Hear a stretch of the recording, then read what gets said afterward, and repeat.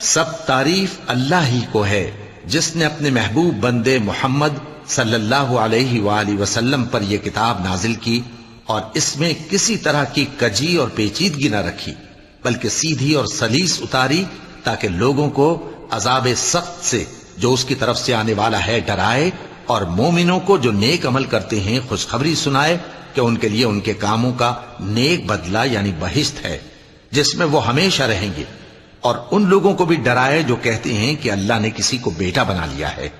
ان کو اس بات کا کچھ بھی علم نہیں اور نہ ان کے باپ دادا ہی کو تھا۔ یہ بڑی سخت بات ہے جو ان کے منہ سے نکلتی ہے، اور کچھ شک نہیں کہ یہ جو کچھ کہتے ہیں محض جھوٹ ہے۔ اے پیغمبر،